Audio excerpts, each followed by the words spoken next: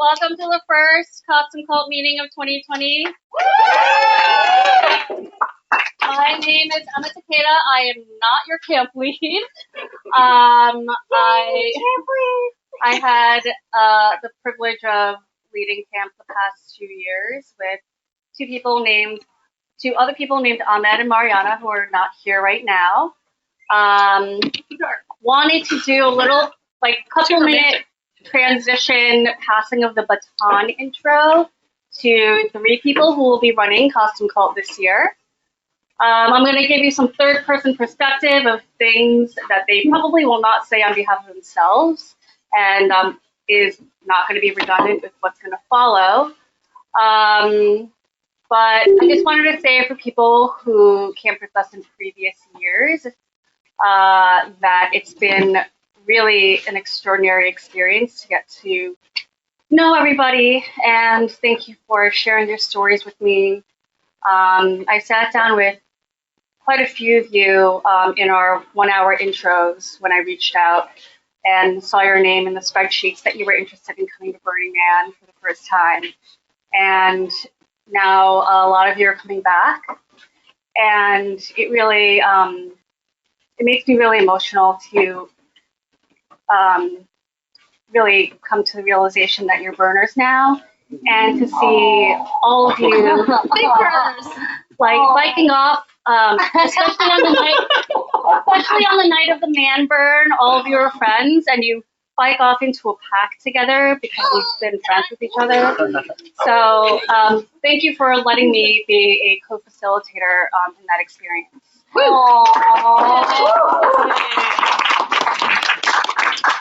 And for the newbies, welcome to the brainwashing party. About to start. So great.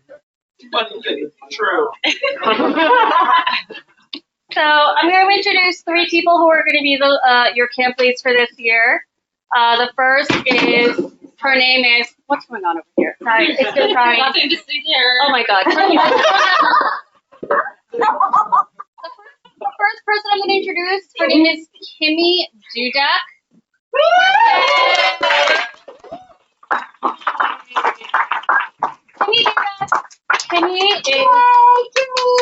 Kimmy is an OG of Kostume Cult. She's been around much longer than I've been involved with Kostume Cult.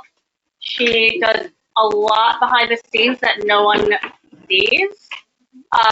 She's definitely a workhorse, and I'm gonna give you the keys to Kimmy's heart. Here's what you do. You see her walking around. She's doing things. You offer a hand if you're able to read between the lines. And because 100% of the time she's probably working. So whatever it is, carrying things, lifting things, fixing things, making things happen, offer her a hand. And those are the keys to her heart, just be there and be effective and help her out. So that's Kimmy, blonde.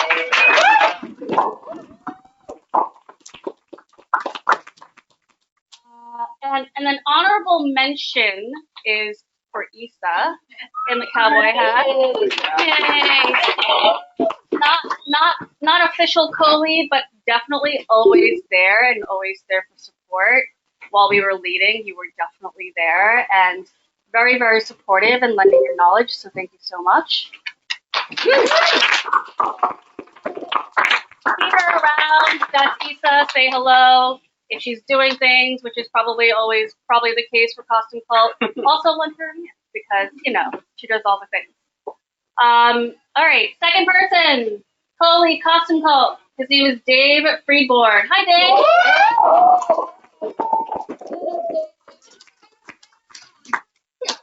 Dave was involved in many things. Most recently, he was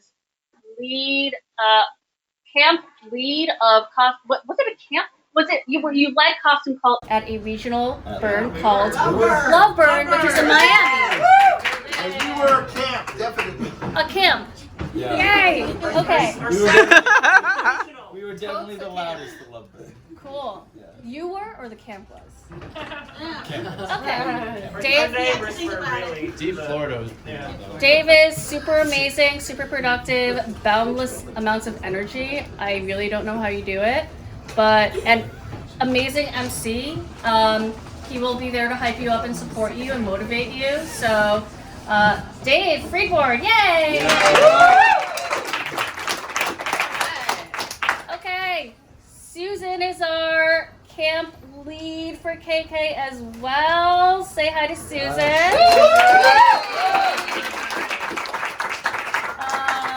If I had to look up the word efficiency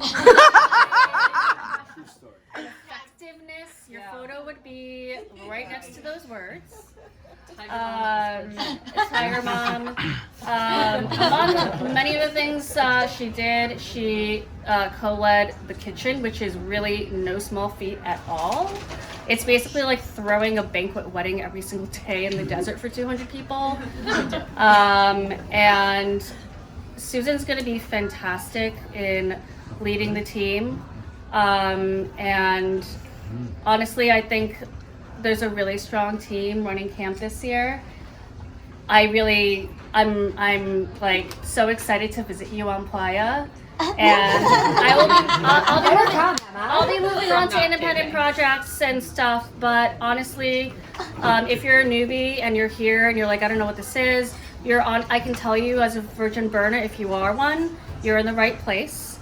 For Build Week, which I'm sure they will talk about, definitely encourage you to come. Yes, it might be exhausting, but honestly, we're all New Yorkers and we're super busy.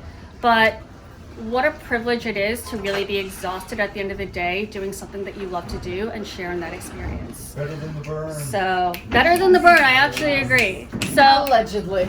that's my intro. Gonna keep it short and simple. So, and what are your acronyms, kids? Right, next slide. Next slide. Oh, Oh, wait. oh, look at this. Sorry, I'm figuring stuff out. There it is. There we go. Okay, yay! Nice job. Goodbye. So we've got a jam-packed agenda for you guys tonight. We've already did the new camp leads intro and we did the virgins. Thank you for putting yourselves out there. We do that a lot, by the way. So we're going to have a great presentation in the next 25 minutes brought to you by our Acculturation Committee. They're going to talk about really what is Burning Man? Anyways, what is it? And what is Kostume Cult? Why am I here? Why am I even here? And then I, unfortunately, being my Tiger Mom's mom, will be going through the nitty-gritty with you. I'll take about 15 minutes of your time to go through the really important information. Probably going to have to repeat it a bunch of times, but that's okay. And then we're going to go into the really exciting stuff. Ray's got a great frontage update for you. Dave and Issa has got a communal infrastructure committee update, and then Jason will close it out with an exciting kitchen update for this year. So these are major committees, and I'm not going to waste any more time. We're going to go straight to the next slide. So we have our Acculturation, Eliza and Dan. Oh, we're being here. Okay, sorry. That's side, Dave. Okay, so Burning Man, what the hell is it? What do any of you think? You kids especially, I want to hear, what do you think it is? Really hot. Yes. Gene, you're not a new kid. Fuck off. With pleasure. It's a rave in the desert. Sex and drugs. All of these things.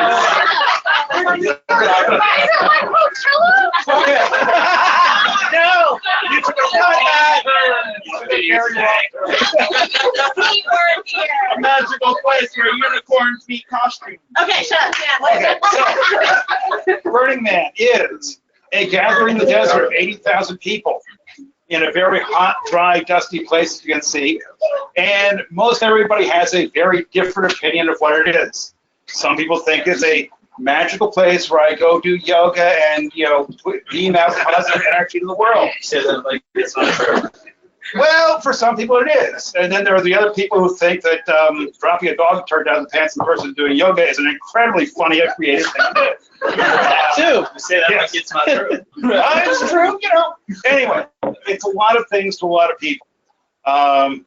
Just to give you a little history, back 1986, some guy named Larry Harvey was bored and decided he had some leftover wood from his landscaping business. Let's me and a friend build a man figure, take it out on Baker Beach, and burn it for the 4th of July. And they did. And a bunch of people were there. They saw it. About 10 months later, said, "Hey, Larry, you got to do that thing again?" And so they did it again. And it sort of grew from there. Now, around the same time, back in the 70s and 80s in San Francisco, there was a whole scene which was concentrated around some clubs called the Suicide Club, the Diggers, Cacophony Society, the Greta Suicide Club. These were all people who had the idea of doing really interesting stuff to make boring life more interesting. Suicide Club did things like they stole a bunch of canoes one night, paddled across the San Francisco Bay, and invaded the mothball fleet from the Navy at Alameda. Amazingly enough, none of them got shot. Another night, they decided this is back when real estate in San Francisco was very cheap, they rented an apartment for a month. They took the middle room and filled it with Crisco-covered balloons. Everybody came in the front door, was handed a bag where they had to put all of their clothing. They had to crawl through the balloons, out the back door, and in the backyard of the building they were given their clothes back. You know, this was fun. After Suicide Club broke down, the Cacophony Society started doing things like the Easter Bunny demonstrating against various people, the salmon running upstream of the marathon.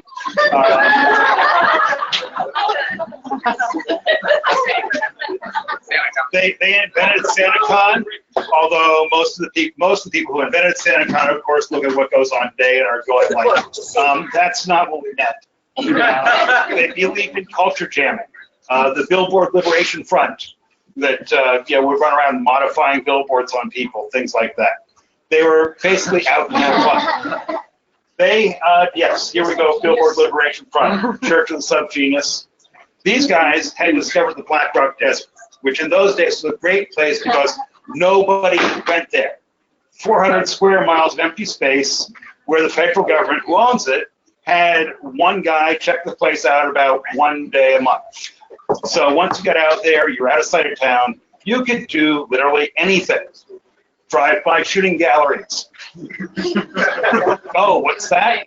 Well, that's, that was about 10 people in the back with a pickup truck with whatever armament they chose to bring. You know those giant Barneys you get at the carnival throw games?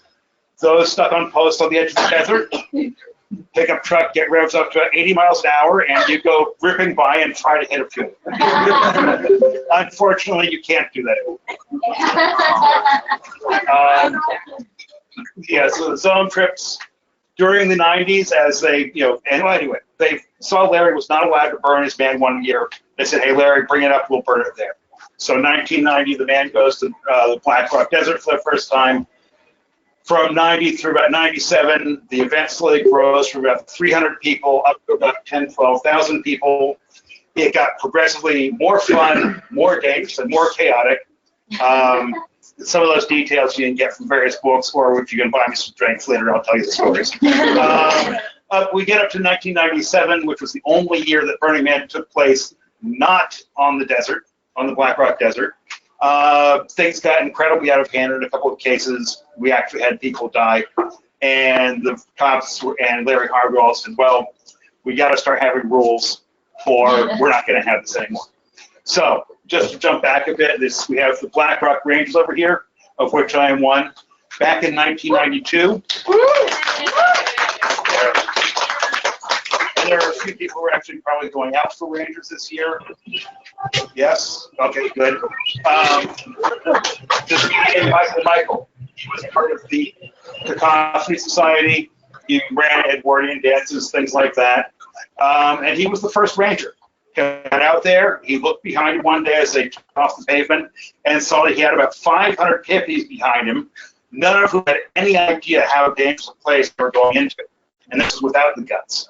So he pulled the whole convoy aside, had everybody get out of the car, grabbed a tent stake, and just drew a line in the dirt and said, "Look, when you step across this line, everything is different." And so they stepped across the line.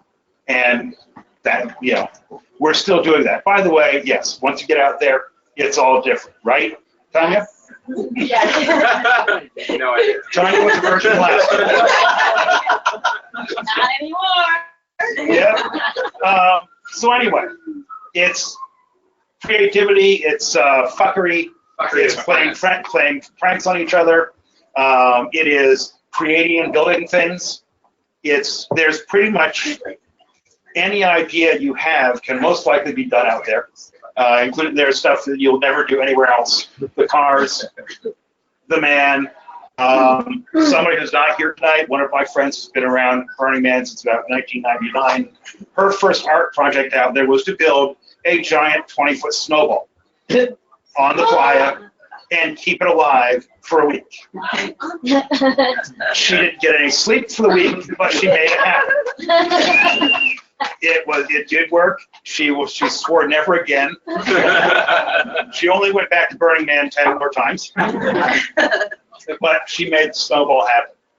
The temple, David Best in 2000 had the idea this was becoming a community, and that you need the thing that a temple is there for. So he made the first temple.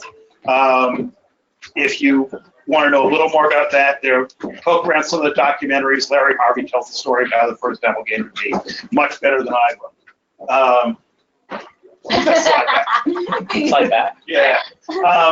The temple is a great thing. It's where everybody gets married, people mourn, people make promises to themselves and others. They do whatever you need a temple to be at that place. And every year it's a really great thing. So, next.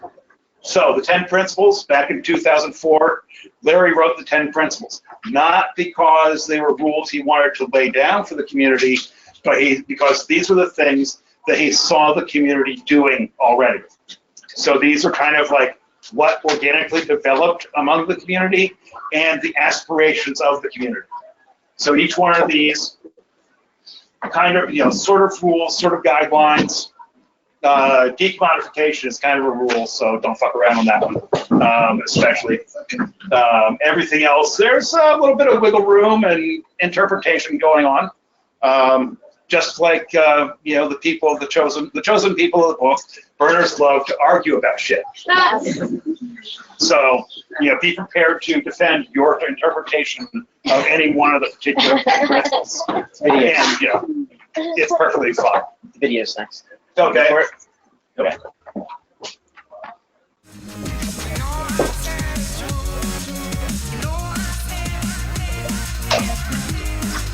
That number's entertaining. It's 80,000. I know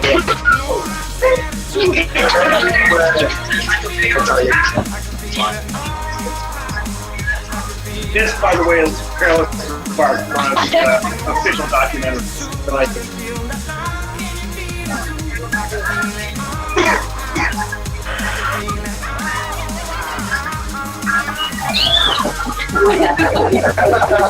For a lot of people who aren't here, this is just a big party in the desert. But really, it's a place where we possibilities of what we would create on this world if we weren't so busy with our 9 to 5. The place is an idea, and that idea is that people have permission to be whomever they want to be. That's so powerful and so alluring that people go to the worst place in the world just to get a little taste of it. That was a couple years ago. Okay. Oh yeah, this guy. This was never actually displayed to the man. He was. This guy was doing this. He's from Toad Hall, which he did a lot of interesting artwork in a lot of the various regionals. He decided he liked being as offensive as he could.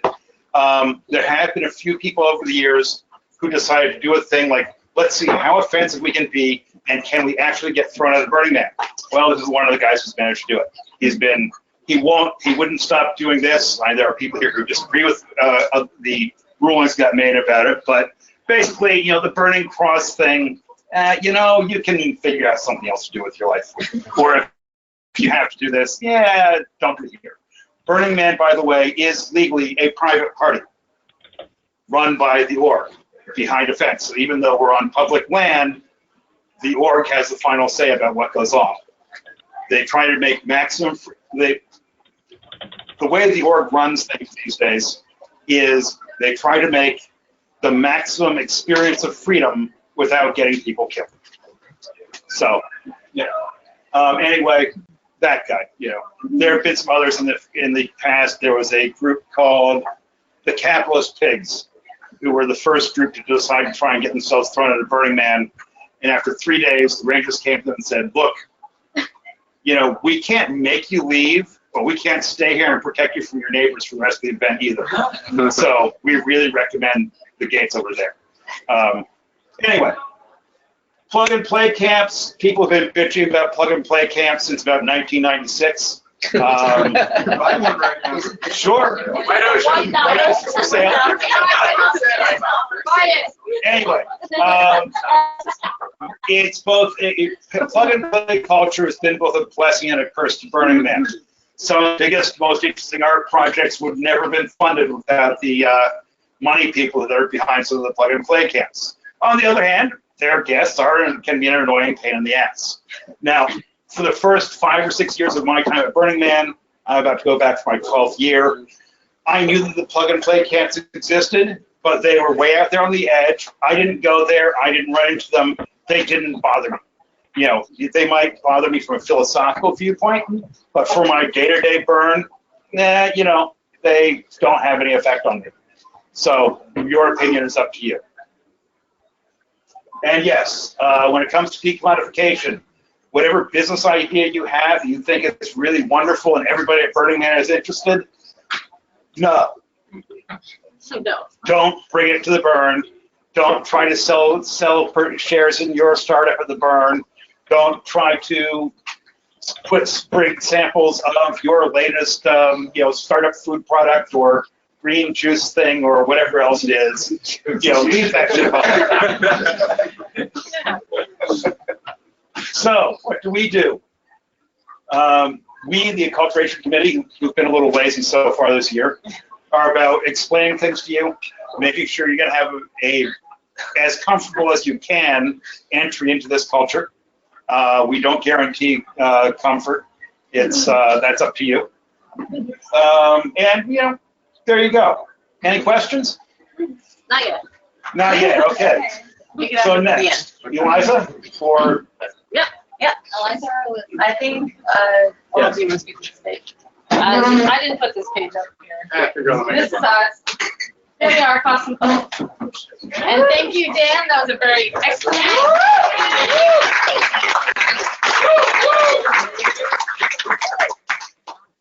And now you can see why we feel so passionately and protectively about our culture. And if you'll go to the next slide, I will start to explain how Alyssa, Liz, Eliza, and Dan are going to, yeah, that's not confusing me at all. Don't worry, we'll explain it later. Are going to help any new people learn what is our culture. So here we are, the Acculturation Committee, Happy Friggin' Camper Club. This is me, I'm Eliza. This is Alyssa, she's right there. This is Liz. She's always carrying a dog. And he's right there. So we're here for you. If you are a new person to Burning Man, to Kostume Cult, to whatever, we're here to help you learn, what is this thing I've joined? Why am I agreeing to drink the Kool-Aid? Dan gave a brief history of why it's important to us. And then if you feel after this it's important to you, we're going to help you learn the same things we've learned. Next slide, please. So how are we going to do that? We're going to empower new burners with knowledge. We want you to be prepared so that you have a good time. You're not going to get out there and be like, I needed a tent? What the hell? I mean, you laugh, but It's so true. if you're a person who's a doer, I like to do things. I see something that needs to get done. I like to do it. We're going to encourage you, and we're going to point you to Kimmy. And it's going to say, you look like you can operate a jackhammer. I'm sure you can. No, Kimmy, yeah, you can. You can do that. No way. Plug it in and jackhammer. I don't think yeah, go ahead. We're also going to recognize coming to our events. You've been helping us set up. You've been saying, hey, what do you need help with? I'm going to lift some things and put them down. For you to recognize that you are the kind of person we want in our camp. You seem to embody the principles. You want to be a part of it. Great. Next slide, please. It's a lot of words. So, and Stan had put in his thing before, we're not here to prescribe what a burner is. We're here to describe the Burning Man culture. So it's a living culture. It changes all the time. It does not look one certain way. It's not pretty with feathers. It's not grungy like DVW. It's everything and the rainbow in between. You might already be a member and you don't even know it yet. You will come, join, and do things and say, well, I've been doing this my whole life. I just didn't know I was a burn man. Don't tell me how to burn, man. We're not here to tell you how to burn. We're not going to point you to these little light warmers everybody has to wear so that it looks like a burner. We are not going to tell you what to wear. Burners look different. Saying that we only look one way is damaging to burner culture as a whole. We're not here to be your babysitter. If you're not having a good time with Burning Man, if you come to me and tell me about it, I don't know what I'm going to say to you, but it's like, this isn't what I signed up for. You don't know what you signed up for. This is nothing you have experienced. After that line in the sand, everything is different. And we're not here to make sure you have fun. That's on you. Next. So, if you were to describe Burning Man as a triangle, there is the community. Let's start here. So, we're starting now. We're building one. Kostume Kult. It's your network of people. It could be another camp if you choose to go somewhere else. We kind of go in between different camps, from New York based to other cities to the Netherlands to Sweden. We have a lot of Israelis. We're all over the place. We like to play. So, the community embraces the culture, the 10 principles, the way that we like to kind of do our thing. And then the event. That's the crucible. These things come together and are formed in this amazing fire at the end of Burning Man. And some say the Burning Man begins after the man burns. I don't know if it says that, but here we are at the burn. Now, this is part of a specific Kostume Kult culture. So, here we are giving away. He's right there. Where? There you are over there. Yes. So, here we are as a community, and doing one of our main goals, which is to give costumes away. We give transformations from people who may have arrived to Burning Man. We're like, oh, I don't know, am I dressed okay? I could try something different. And they put on a French maid outfit, and it changes their whole experience. And we give them the opportunity to say yes to this transformation that they wouldn't find other places. All these costumes are free, and people's minds are blown when they find that out. You can leave with all the costumes you can fit on your body, as long as it feels right. You're not there to grab as a greedy money grab. You're there because this costume said, put me on, I'm special, I will make you more. Yeah, I know. Special, more special. So that's our culture at Burning Man. Oh, this is what we do in New York. If you're wondering what our culture is in New York, we do dumb stuff like the idiot ride. Yes. That's a shopping cart race for no apparent reason. Valentine's Day you may have just come to. That was super fun. Hornball coming up in April. So these parties, on top of being some of our fundraising for Burning Man, they're also the ways in which we radically express ourselves and ask people in our community to join us in making these things that are special, unique, not run-of-the-mill we invent.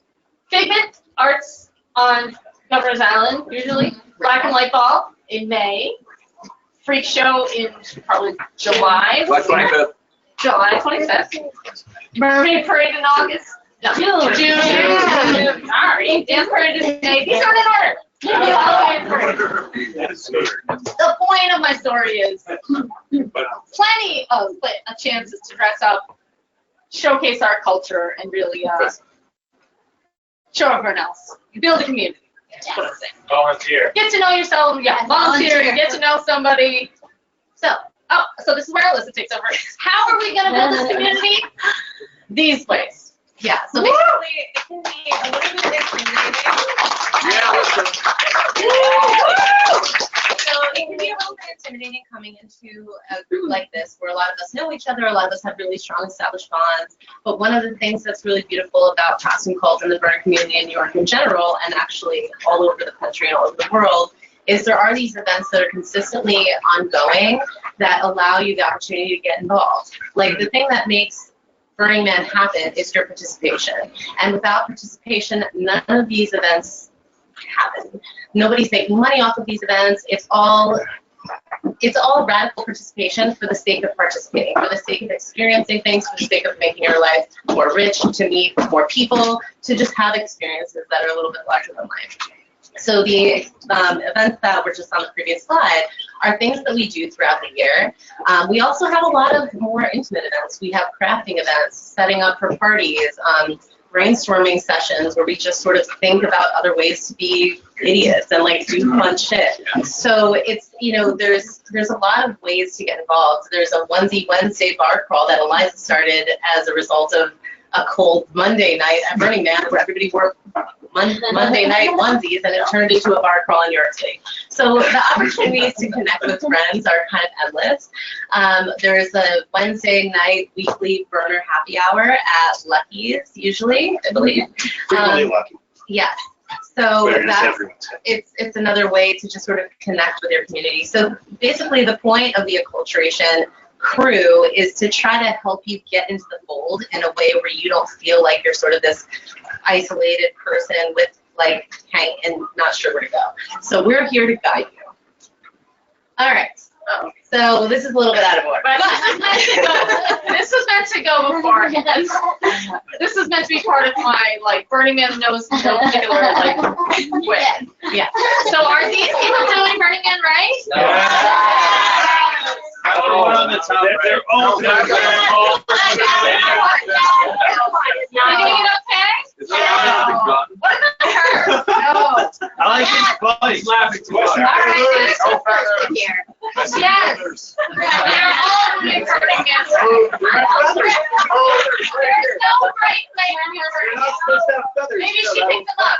You don't know. Okay, next. 2020 the year to stop. Are these burners? Yes, they're all burners. Who is that guy in the middle?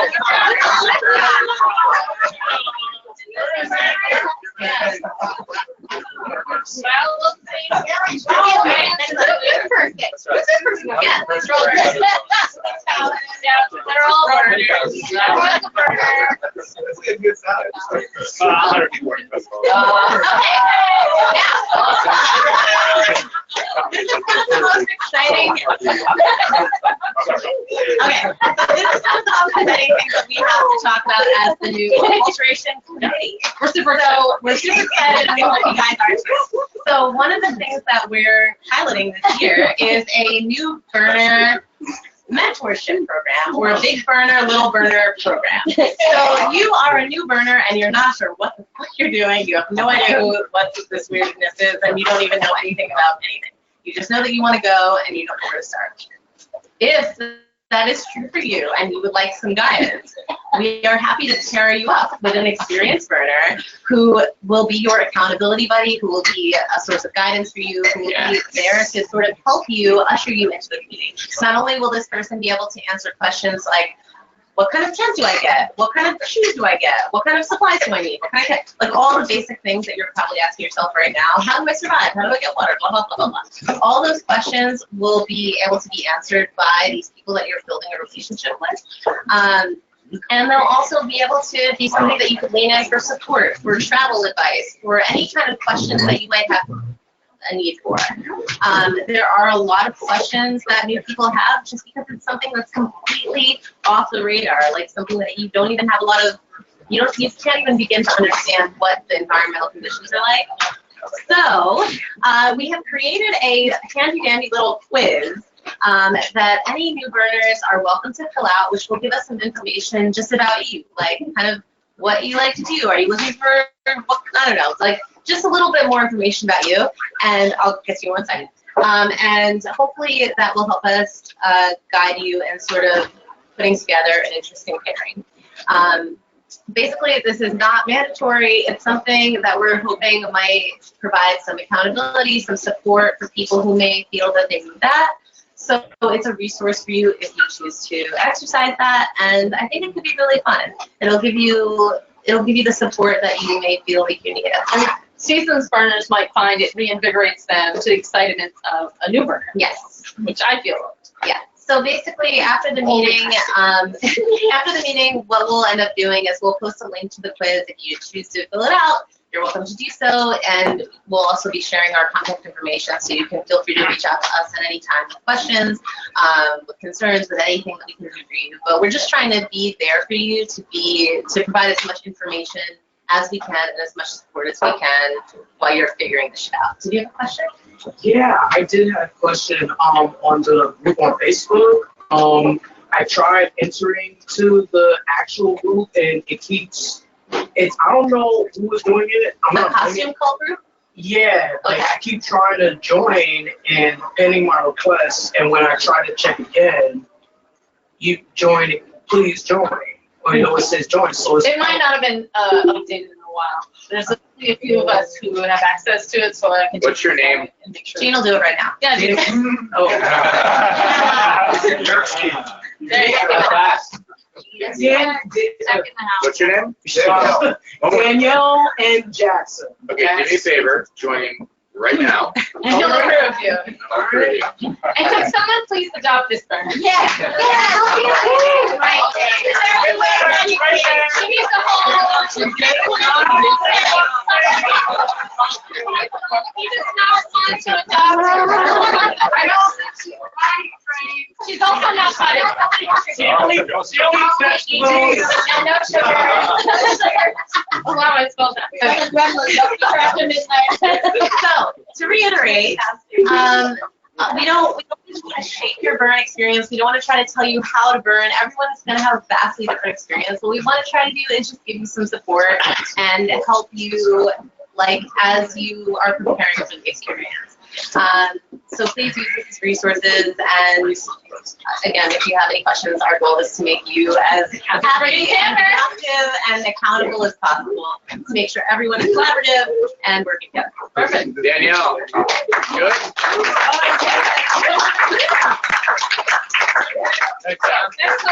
And I'm gonna tell you about the nitty gritty here, alright?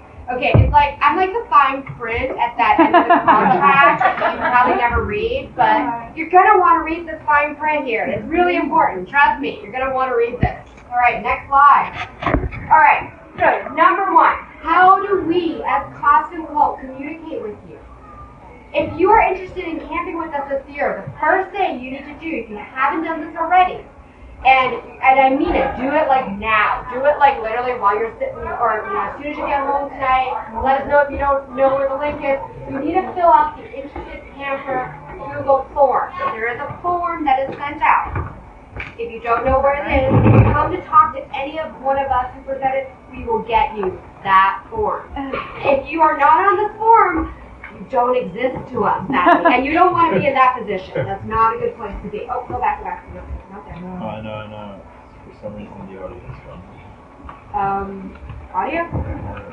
I think that's because the internet's connected. Alright. Alright, I can do the audio over here. Don't worry about it. I got audio over here. Okay. So, alright. So, number 2. We will be soon creating, this is not yet created yet, so just bear with us here. This is still very early in the process. A KKBM 20 Facebook group. This is a group for campers. And this is the Facebook, it's going live today. If you need to be invited to join you in, so it's a private group. It's not like you can just add yourself, because we as the leads, that's Kimmy, Dave, and me, we need to know who you are before coming in and joining our camp and camping with us. So that is coming live today. Make sure after you're on the Interested Camper form, shortly after, you're part of this group. Camp meeting. This one. Are you guys having fun here? Yeah. Baby. Okay. All right. We're maybe talking. Okay. All right. Get a margarita. So camp meetings. We will have a series of camp meetings coming up. We have 2 that are absolutely mandatory to attend. And how will we know you attended? Well, guess what? We're going to quiz afterwards. You have to fill out. So, we will be sending out dates and invites of those camp meetings. The camp meetings will come to you in 2 formats. One of them is a Facebook invite. The other one, we're going to put it on your Google Calendar. We're going to send it to you via your email that you provide to us. If you're like me, if it's not on my Google Calendar, it doesn't exist. Yeah. So, we know we're all busy here. We live in New York City. Or those of you who live internationally who are remote. Okay. Or Jersey. No, all right. Very important, as a housekeeping thing, there has been a sheet that asks you to sign up your name, your email, and your phone number. Got 2 names on it. So every single person needs Mine and Susan. Keep it going. Before you leave. That's also how we know you are here. You are older, folks. Everybody, just sign in. Just sign in. We know who you are. You've been with us. We know who you are. Who are you? So we're gonna have some more info coming up about committees. Committees are really core to who we are as Kostume Cult. We can't function without them. You know, we have the Acculturation Committee with Alyssa, Liza, Dan here. We've got Frontage. We got kitchen infrastructure coming up. These committees sign up, participate. Stay afterwards and talk to the people who presented tonight if you're interested, because it's really important, and this is actually where the fun is, because then you have a direct hand in shaping who we are as Kostume Cult. Events, Dan rattled off some of them, many of them, Mermaid Parade, Hornball, etc. coming up. Events are always fun, please come. Volunteering, we are a volunteer organization. Let's be real here, none of us do this as a job. We are here to have fun, but we also need you as volunteers to be involved.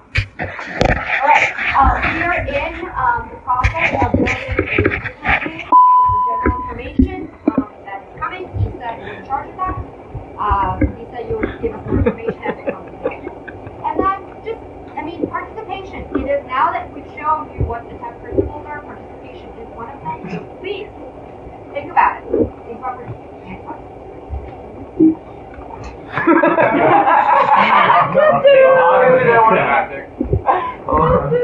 Alright, folks, we primarily communicate to you via email or Facebook. Please check both. We will be communicating with you regularly. If we have to, we will text you or call you, but you don't want us to get to that position. You don't want us to go there. We're texting you. That means you didn't respond to an email. So it means you're on the naughty list. Don't make us do that. All right. All right. How do I get to Burning Man? Well, you need a ticket. You need a ticket. So I don't know if any of you heard that Burning Man tickets in recent years, because now we're approaching 80,000 people and far more interest. Burning Man tickets are becoming a thing that is harder and harder to get. However, we as an Esplanade camp, which we'll explain later what that means, we are a premier themed camp at Burning Man. And we have front and center. So we have multiple ways to get tickets. The first way is something called direct group sales. Now, direct group sales really applies to you if you can't possess it. Story version, we will get you there. You are just direct group sales is just not the way for you yet. I will talk more about this in detail for the group people, because it is coming. The deadline is tomorrow, so it's really coming on today. Low-income tickets are another way. Low-income tickets, you should go on the Burning Man website, tickets.burningman.org. See, just check it out. See if you never know if you qualify. It's kind of like those New York City housing things. You'd be surprised. But true. So you should check out if you qualify for this. And the application period is going on now between February 12th and April 15th. That's also tax day for any of us. So the thing, the catch about low-income tickets is that if you do DGS or main sales afterwards, and not do DGS, you cannot do low-income tickets because they're like, well, you can afford the ticket, why would we give you low-income tickets?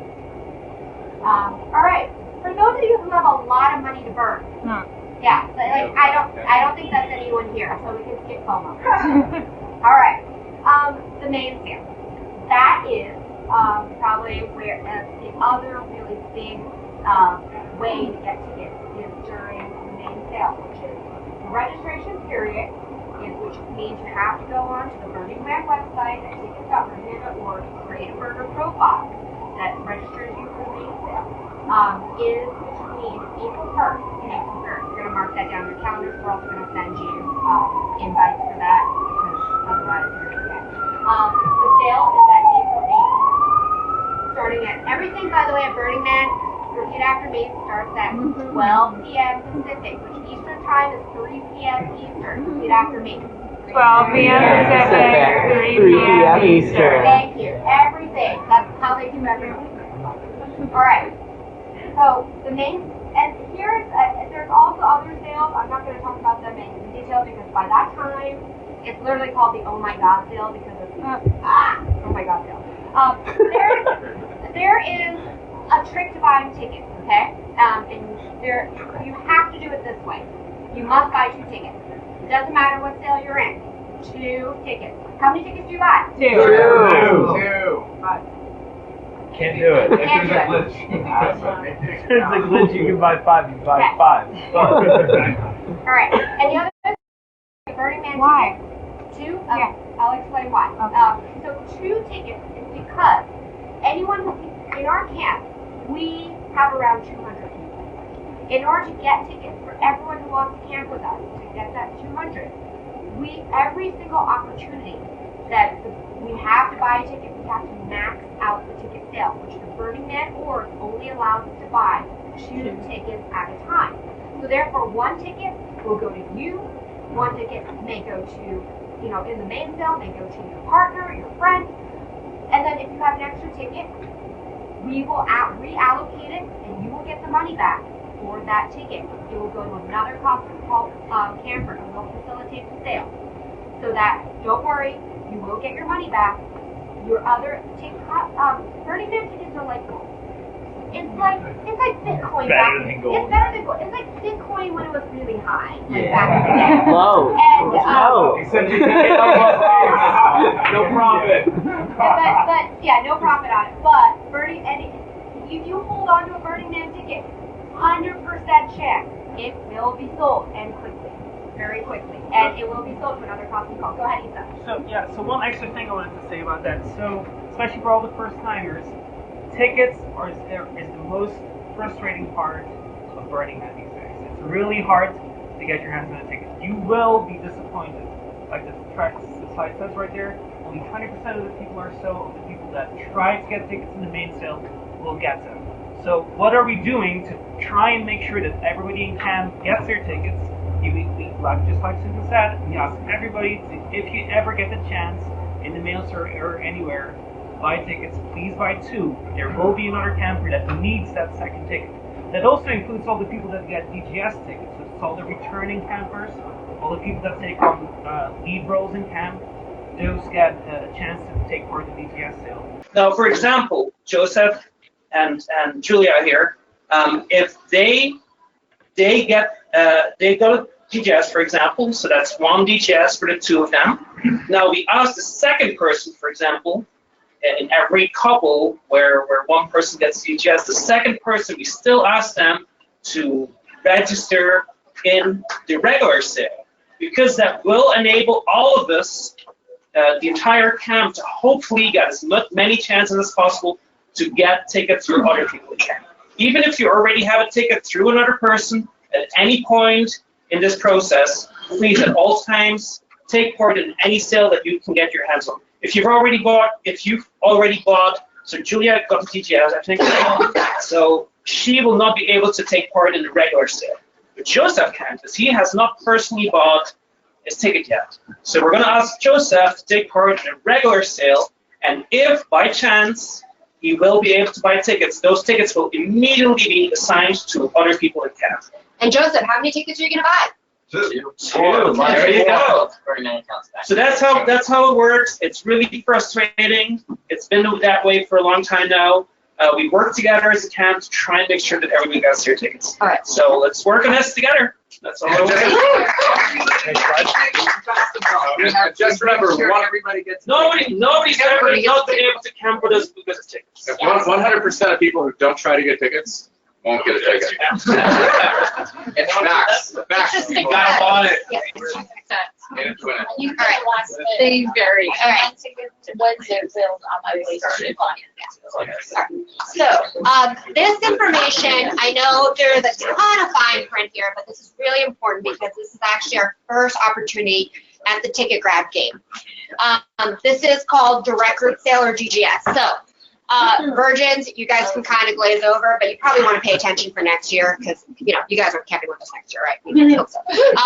So this applies to you if you have camped with us before, so you're a returning camper, and you are also somebody who's stepped up into a role, has helped us out tremendously, like the leading role, and also people who are helping us to build, which is a big part. We're not just the Burning Man week, we also go there a week early to build up the camp, which our future presenters are going to talk a little bit more about. So, what is direct group sale? It is a first wave of sale.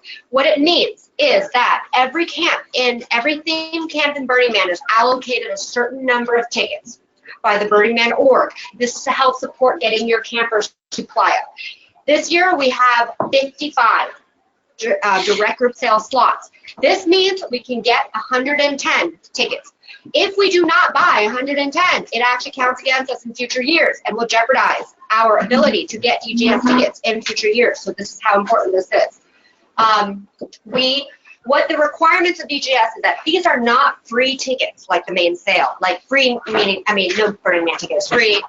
Burning Man tickets actually come at a very hefty price, which I'm going to talk about. What it means is that these tickets are actually tied and are named to Kostume Kult. Therefore, you must be committed to camping with Kostume Kult for 2020 if you are to participate in this. You are committed to buying 2 tickets. Always 2 tickets, no matter what. One will be for you. Another one will be allocated to another camper.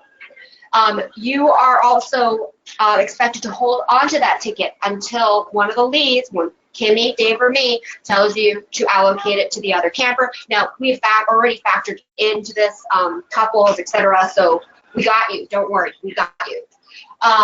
You must not resell any DGF ticket unless directed by one of us.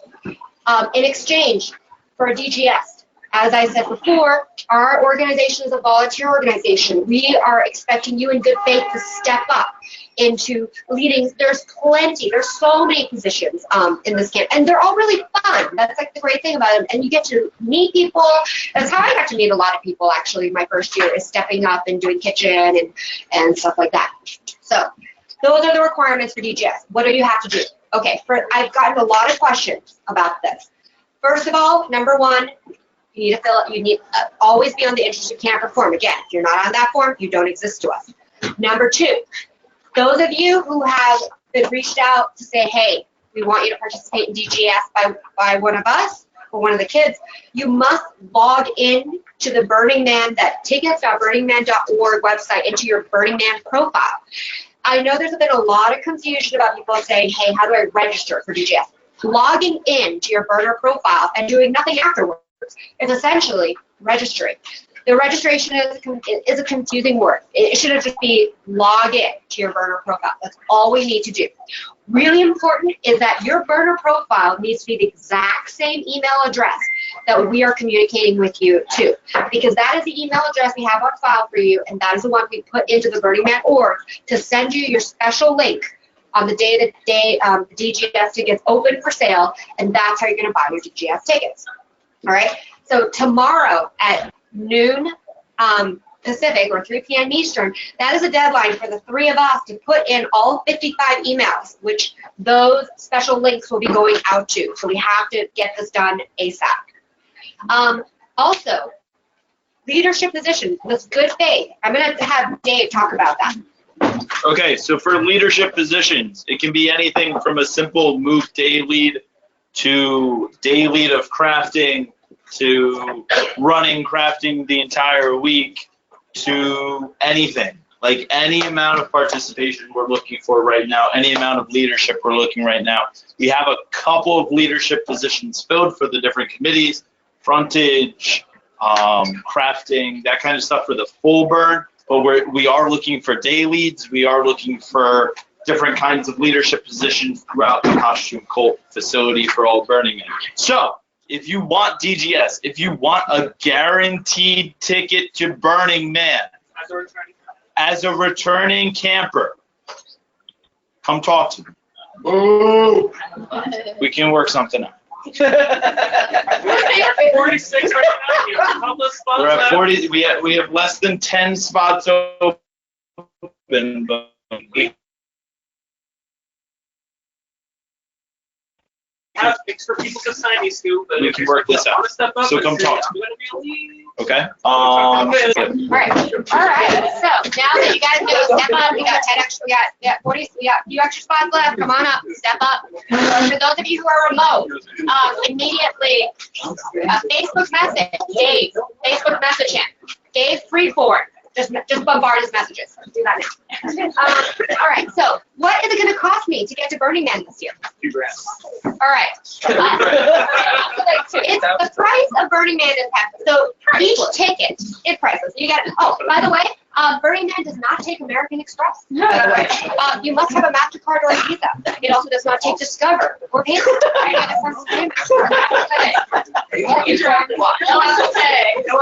No Apple Pay either. So yeah, all right. And also they don't take cash. They don't take cash. For those of you who like to sell your money. No Bitcoin. No Bitcoin. Visa or MasterCard only. All right. So Burning Man this year, this ticket this year is $475. Okay. Plus Burning Man the whole ticketing process. There's a ton of fees. Remember those like concert tickets? You're like, oh, it's $100 for the concert ticket, but I ended up paying like $180. How did that happen? Well, all the fees, tax. Leverage every single tax they possibly can on Burning Man. Before you know it, you're looking at probably $600 per ticket in reality.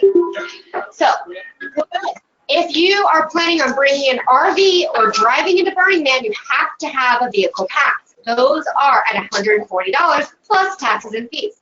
So budget that into your budget.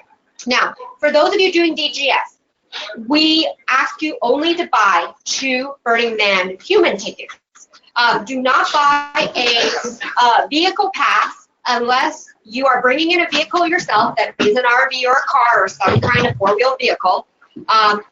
Or we, as one of the kids, have come directly to you to ask you to buy a vehicle pass for camp use. All right. So those are just the tickets. Now, from a just to start thinking about realistically from a budgeting perspective, you got to start thinking about your airfare, flying to Nevada somehow. Then you got to think about all your provisions and supplies. How are you going to live for that week?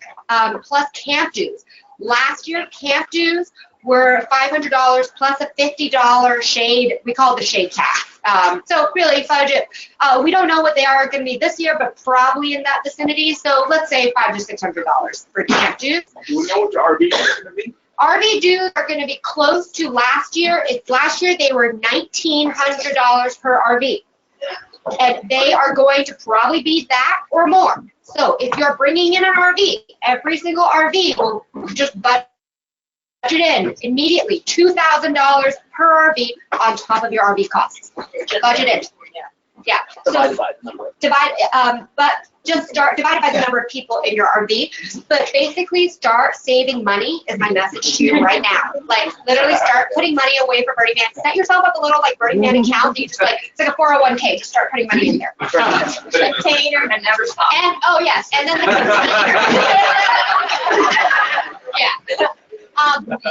yeah, and then container. We will have a program to ship much of your stuff out there so it arrives before you get there, so you're not hauling it yourself. that will also cost you money. So start saving, start setting up a fund for yourself and just start saving now. Just so you know, this is an unbelievable luxury that we are Costume Cult is container camp. Like most camps that go through us have to take their shit and take it all the way back to their camp, wherever they happen to be placed. We have it like 100 feet from wherever your tent is. So that's a really, really great thing, and you should really take advantage of it. All right. Also, one really quick note. We understand that this is a lot of money. If you are in directed group sales, if you're in DGS and you cannot afford to buy 2 tickets, come talk to one of us immediately. Talk to Dave. We will help. We'll get you into 2 leadership positions. Yeah.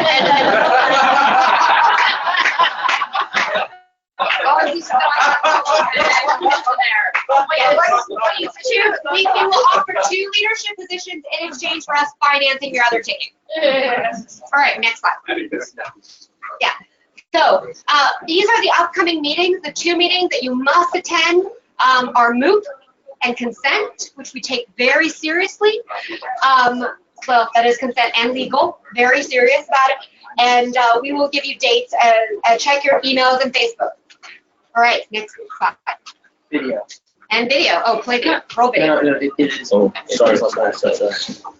There we go. All right. This is the front demo. You want that front there, one down for it, right? So, all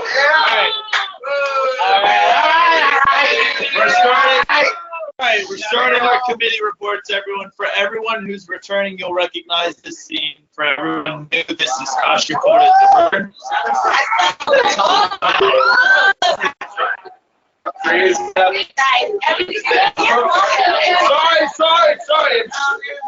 For everybody new, what you see on your left and right are pod structures for tents and center shade. Up front is our frontage where we give out costumes and do crafting. All right, I want to go back. It's like the most organized shit at Burning Man's country. Okay, you want to look through it again? You're gonna do. I want to walk. I want to walk. All right, so you're going to the back. Wow. Okay. Almost there. All right, so. Everybody find it. What you're seeing right here is our pod structures, which are military grade pod structures for protecting us from the wind.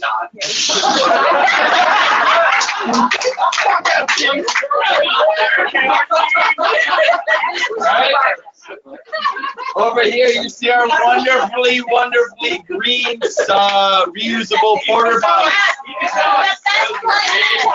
My favorite is whoever decorated one with unicorn wallpaper. I love you. And then New York magazine. Here you see our giant kitchen tent, run by 5-star this year.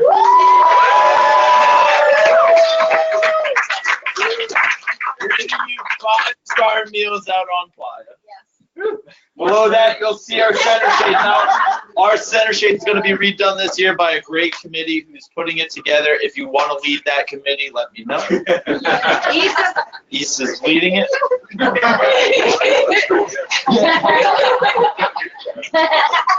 Continue, Ray. Continue the drone. You want to tell them about the bathrooms and showers? Keep going. No. We'll figure that out when they get there. They're not coming to the shower. I am. Also up here, you'll see 4 shower stalls put together by some plywood and our what do you call that? Okay. Evat pond. Thank you. Official messaging. Help us save water by showering together. I'm not taking a single non-group shower on the I got you, Dave. Yep.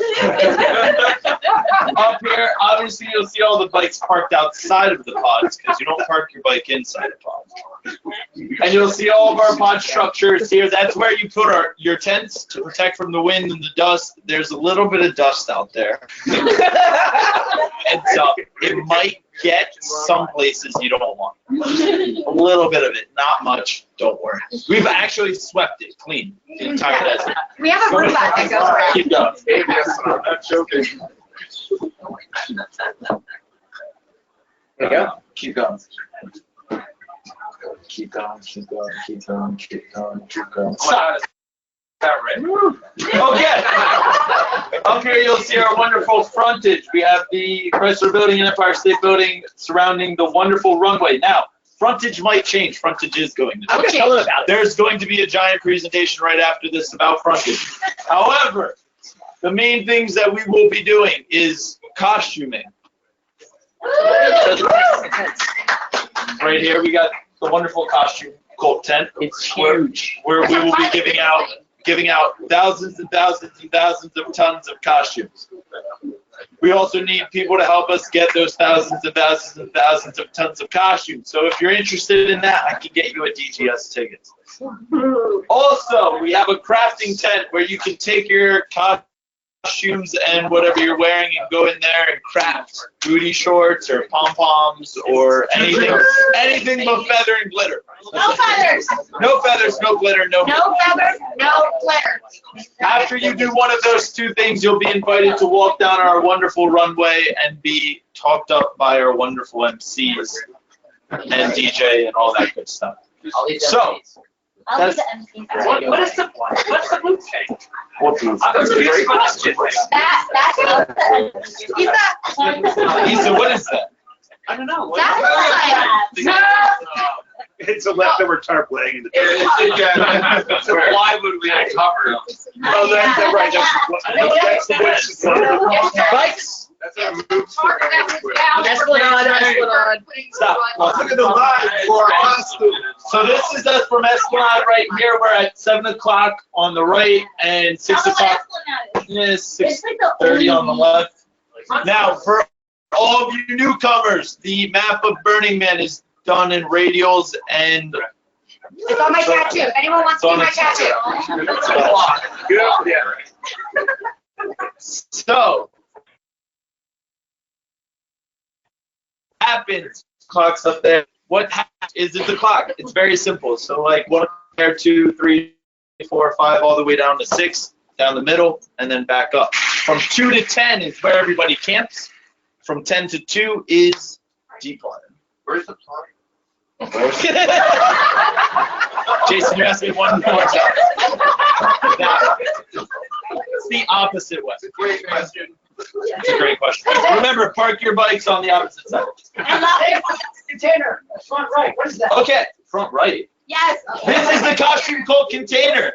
If you choose to camp with Costume Kult, that's the container all your stuff will come in. Look how close it is. Yeah, it's kind of crazy. Oh wait, if you don't choose to put it in the Costume Kult container, if you choose to put it in the normal container, look how close that is. It's stupid close. Like, you know, And every other camp every has other one. New York City burner comes and picks up their stuff from those four containers. I'm not saying camp with Costume Kult, but camp with Costume Everybody else. Frontage. Frontage, red. Wait, Frontage. Gene had something he wanted to show. I just want to share. Like, you see how it's all nice and tranquil and really, really nice here, and very quiet and peaceful. I want to show you a dust storm at Burning Man. Oh, this is a light one. And goggles. Yeah. Oh, yeah. That's not even a wire. Now be prepared. For you new people at Burning Man, this could go on for a minute. This could go on for 5 days. This could go on for the entire burn. Okay, so yeah, be prepared. Always have your mask. Always have your water. Always have your goggles. If you ever encounter this, don't try to move. Just sit down. Hopefully, you have a friend nearby, and hang on tight. If you want to hear a story about this, I biked 45 minutes through entrance room. I'll tell you that another time. Carry on. You're not supposed to. Right, you're up. All right. No, you're come back to Ray because Ray's got a big presentation. Go to the next committee. Who's the next committee? Who is the next committee? I don't know. Just go to the next slide. Oh, I don't know where it is. It's right. Infrastructure. Yeah, infrastructure. I can't see. All right, let's talk about common infrastructure. Can we go back to that slide with all the? Yeah, there we go. What? Yeah, this is our common infrastructure. This one? You mean the one that I have The one with all the, with the good overview of the. All right, common infrastructure is all the stuff that makes our camp our home away from home. It includes our kitchen. It includes our center shade. It includes our showers. It also includes our toilets, our power, and a bunch of Water. Water, yeah, the water go flow. We actually have a dumpster. That dumpster is only meant for camp trash. We'll talk lots more about all of these things later. If I catch anyone dumping in the dumpster, I will come after you. You don't want me personally. Seriously. I don't want that. So it's been open. You are responsible for your own trash at the burn. Our dumpster is for camp trash, mostly for kitchen trash. It's also a little bit for stuff that we cardboard and everything that comes out of the custom station. It is not for your personal trash, but it does make our life a whole lot easier. So all of those things are common infrastructure. A bunch of these things we build ourselves, such as center shade, the showers, the kitchen, etc. Some of these things we contract with, so it's the ecozoic toilets. Others are, we contract for power, but we actually put in the power ourselves. So power is Max right there.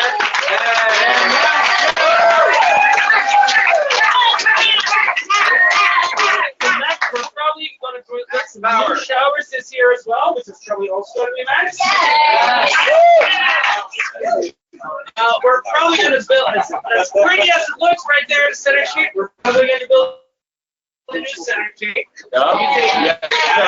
So with all these things, we're welcome to include our other people's contributions. Definitely effort. There's going to be a lot of building going on, both for Frontage as well as for common infrastructure. A lot more will be talked about that in future meetings. But so that's communal infrastructure, more or less. So fantastic. So what? Yes, ecozoic toilets. So ecozoic toilets last year. In the past, we had no toilets in camp, so we just went to the regular porta potties. That's right. But there's something to be a little far away. Then for a couple of years, we had our own porta potties, just a regular porta potties like they have everywhere else, except they weren't right in camp. But this year, very smart decision. It's not only look nice and smell nice, they're also very, very eco-friendly. These are actually composting toilets. So as opposed to the regular porta potties with the purple sludge that just gets pumped out and just dumped into the mains. These toilets, all our poop is actually going to go and become manure. Farms, new plants, new trees. Very, very great. So, all right, next committee. That's me. No, there's different. I think that's me. But this is definitely one of the best additions we have in a long time. Anyways, that's common infrastructure. Any questions? Go down. All right. Kitchen, real quick. I'd like to reintroduce Five. Where'd he go? He went to the bathroom. Okay, 5 stars in the bathroom, but he's cooked up an amazing round of meals last year, and he will be doing it again. I'm super, super excited for him to be leading Kitchen. There you go. Are you involved? No KKer goes unfed, as long as you show up to dinner on time. Why? Why is our kitchen the best? Because the mission, plenty of food. There's air conditioning. Do you want to tell him? Dude, go ahead. He's not here. Guys, does anybody need to give their information still? Yeah, I do. All right. So you want to meet with them? That's right. The end. No, not the end. Go back. That's it. That's Okay, then you're up. All right.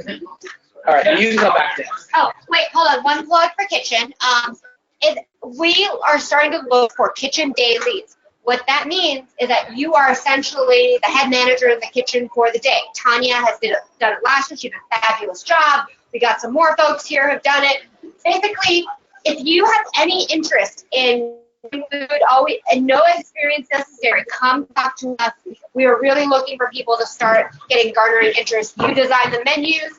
You're basically the top chef in the kitchen that day. All right. And I can get you a DGS ticket.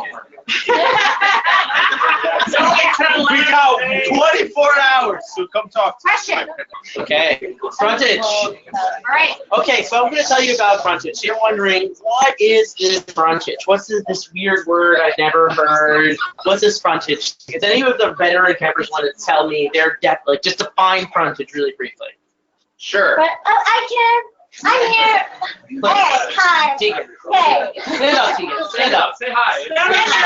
What is Frontage? Tegan, No. stand up. Shut up. Frontage is how you can find our camp. It is like, welcome to Kostume Kult.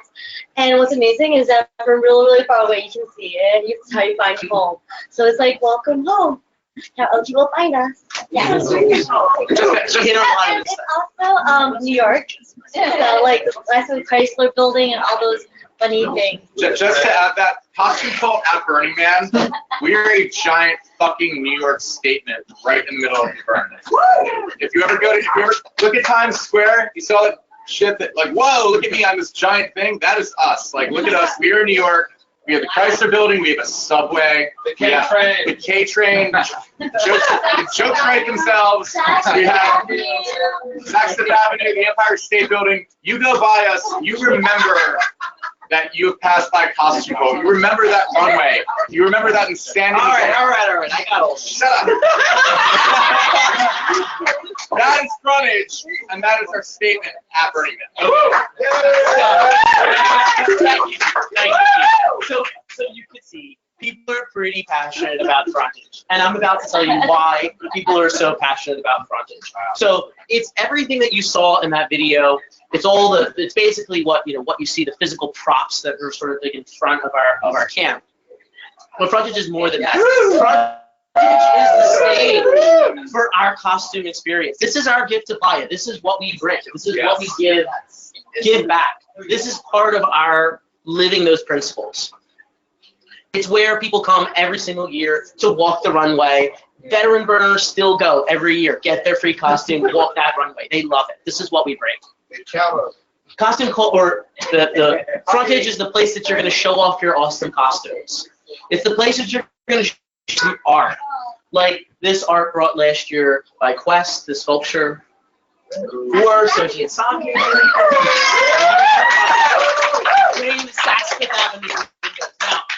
all you new people are probably wondering, why are people so goddamn excited about some like sketch like this? Because this sketch from her imagination turns into this.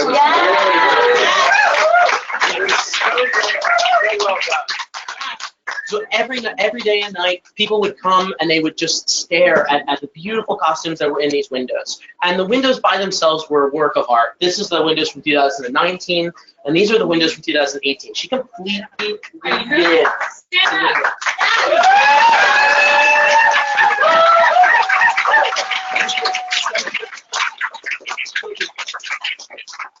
And if the windows weren't beautiful enough by themselves, what people put inside the windows was just spectacular. It really showcased the creativity and the custom costumes that we would bring. Now we give out kind of just like costumes that are that you might buy or something, and people put them together and just Spectacular costume.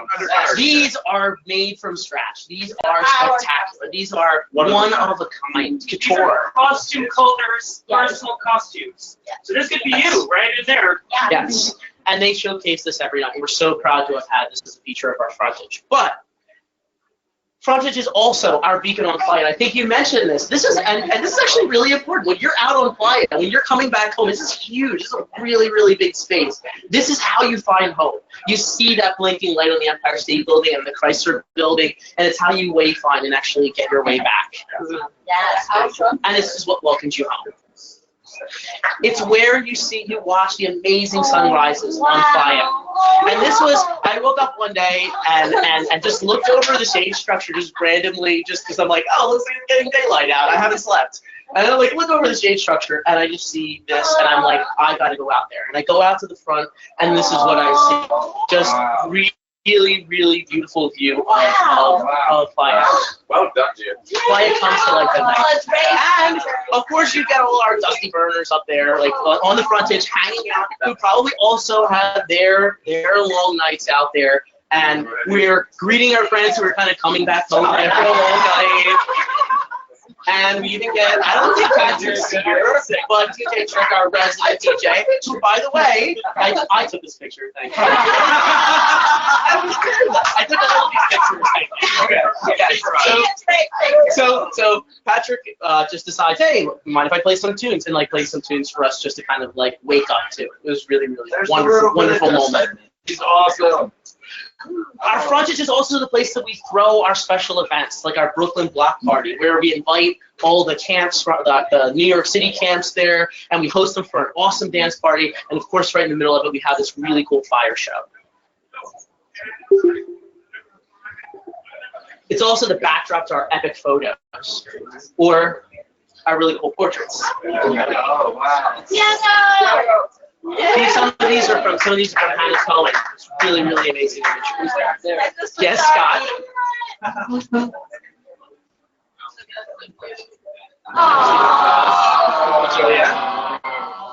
All right. But most importantly, Frontage is our physical identity on Playa. It's the thing that people associate with Kostume Kult at first. It's the first thing that they experience. It's what brings them in. It's what draws them in. This is a great idea, just passing by. But we really do get these kinds of crowds. We really do get this draw. So, and we are in a really great place to pull people in. So this is an overview of Burning Man, and a little later on for the newbies, you're going to see exactly how you do your wayfinding here, how this is built like a clock. But to shortcut this for you a little bit, just for these purposes, the street that is closest to the center. So the man's right here in the center, and we have all the camps around here, and the street that's closest in here is Esplanade, and that's where we are. And last year, we happened to be at an amazing place on Esplanade, 645, which is right next to Center Camp, which you can pretty much tell is just about the best placement that you can possibly get at Burning Man. And the reason that we get this is because, A, we bring a really awesome gift to Playa, our costume experience, because we really live the principles, and also because we have some really awesome frontage. They want to make sure that whoever they're putting out front and center really represents the organization very well. So that's why we're out there. And that's really impressive for a camp of 200 people that is able to get exposure to 70,000 people that come every single year. They are going to see our frontage. Everyone who goes, no matter where they go, they will probably walk the Esplanade at least one time, probably every single day, day and night, and we'll see our camp. Not just 200 people, but 200 volunteers. Volunteers, absolutely.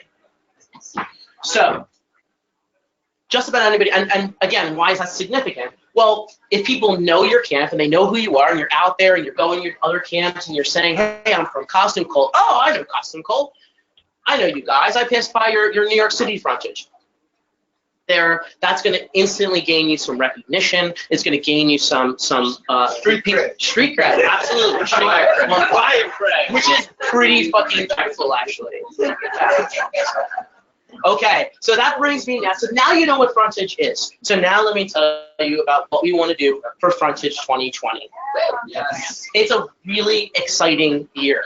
We have a lot of things that we want to do this year, partially because we need to get rid of some things that are aging and can no longer use, but also because we need to we have some great ideas and we want to kind of re-energize what we're kind of bringing out there to Burning Man. A couple of the key things that we really want, that the committee's talked about, that we really want to do. We want to use modular parts this year. So that's going to allow us to rearrange and reskin things each year. So, you can't really always do that with wood. So we have some ideas for using pieces that are more sort of easily changeable each year. Again, that kind of goes back to using less wood. So wood kind of creates a lot of moop, and it's also kind of heavy and hard to work with. So we want to find some other options that we can use this year. Let's move, right? Yeah, what? Sorry, that's for another time. You're going to kill our time. All right. So, as if it's not already. No. All right. Matter out of place. Matter out of place. It's Stuff that's trash. Yeah. Effectively trash. Whatever is not dust. And we were thinking about this year increasing our vertical height. So that means being a bigger presence, so we can see this at a distance. I told you about how we love seeing the Empire State Building and Chrysler Building and come to each year, but we want to have that vertical presence out there to get better views and, of course, stuff we want to climb. Absolutely. It gets people excited. Okay, so I wanted to show you one of the leading concepts, one of the leading ideas. This is kind of the culmination from a lot of our members. It's still really rough. We're still kind of working through a lot of the things. But I wanted to show you this so you can see how some idea, some imagination kind of comes to life and what we can do with that. So it started with a sketch I did about 2 weeks ago at Loveburn, really taking in the input from a lot of the Frontage Committee. Okay. We're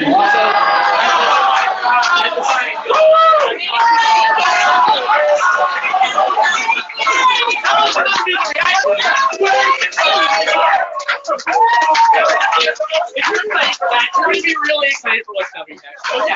So at the center of it is the runway. Always the runway. Again, our costume experience is the centerpiece of who we are. That's our identity. But above the runway, we're thinking about a theater curtain. Yeah. And above that, we're thinking about a marquee. And I want to take you through each of these pieces. So let's talk about the marquee. And the marquees kind of came to prominence in about the 1930s, and they were really a staple of theaters. And not just because they really grab the attention of people. So when I say they grab the attention of people, marquee, when you think about it, you've got the lettering, the neon lettering of the venue at the top. You got the flashing lights, and you have that ambiance that it kind of that it projects down onto the sidewalk. It kind of lights things up. But what it really does, what a marquee really does, is it signals that what you're about to see, what you're about to do walking through those doors, is see something really special. You're going to go see a play, a musical. You're going to go see something that's going to transport you to another time and another place. And here in New York, marquees, or actually anywhere, marquees are places of entertainment and fun. And especially in New York, being one of the greatest cultural centers in the entire world, this is a place that we definitely see our fair share of marquees, and it's something that's very much associated with the city. Marquees, when you see your name on the marquee, you know that you've created something special, right? We don't have a saying for it. We call it having your name in lights, right? It gets everyone excited. And the marquee is timeless. If you look back in history, almost 100 years, the marquee actually hasn't changed all that much. So can you imagine all the cool things that we have now, all this LED signage, all this technology, and I can look back 100 years and see the same hollow front as I do today, and it's still just as impactful, right? So when we think to the theme of Burning Man this year, multiverse, it's like when you're under the marquee, time seems to stand still. Right under the marquee, we're thinking about that curtain, that backdrop. And one thing that's a symbol of the theater, and one thing that's really cool about the curtain is, again, it associates very strongly to that sense of that stage or that stage, the idea of a theater. So I looked actually for the historical context of this, and I actually couldn't find very much. I can't find an origin date on this, because as far as anybody can tell, this has pretty much universally been, for as long as anyone can remember, this like an aspect of theaters. So again, it's something that's really timeless, that can be at the center of our frontage. So that's kind of the center of the idea, but let's pull out and see what else is there. So just like here in New York, beside the marquee or beside the theater, it's just on any old street. You have ordinary buildings. You have apartments, you have restaurants, you have shops. Yeah, what was that? Sesame Street. Right. It's just another building in the fabric of a row and line street. My thing dropped. Okay. So applying this to our concept, this can really create something as an opportunity for us to say, even though we have these buildings which are very boxy and very flat, in New York we create dimension with the facade of these buildings. So that's something that gives us a canvas to really imagine what a New York City street might look like. On one particular side, that would be the home to the theater itself. And just like again here, where we're so confined on space, the entrance to the stage door might be right next to the theater entrance. We can use that as a feature of our frontage. So people can say, well, what's inside that stage door? Well, perhaps it's our costume and crafting experience, where when you walk in the stage door, you walk in one person, you costume in something, and you walk out on that stage a completely different thing, a completely different person, a completely different character. And that plays right into the idea of what we're trying to do. Now, I told you before that we wanted to add some vertical height. This idea will not disappoint. So we were really flanked on either side. I'm thinking about having staircases that would go up to the containers that you saw that were out there to create elevation. And level 2 is where we can have sort of our imaginary residences on our block. Now, we were really inspired last year by camps that use vertical height to kind of create features of the campus. Slut Garden. Yeah! Slut Garden. We had some of the most awesome musical pilots here. We love parties, we love laser light shows, and we love these light boxes. Anybody at Burning Man could just go up there and could keep playing the light boxes and create their own scene and be part of the show. And that's what we were looking for. We're looking for things of part of our frontage that can make everyone feel a part of the show.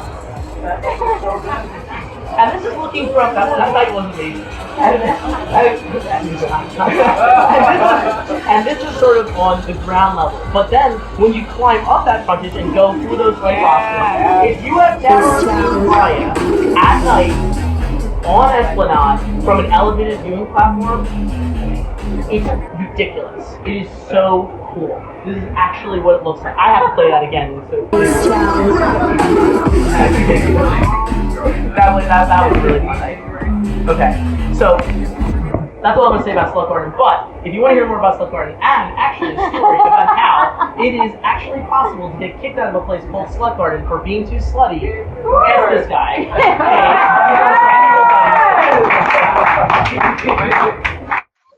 Another group that really did a great job of playing forward this concept was the Dewborn Now Firehouse. And they actually went up to 5 stories tall, which is really impressive. Whoa! Yeah.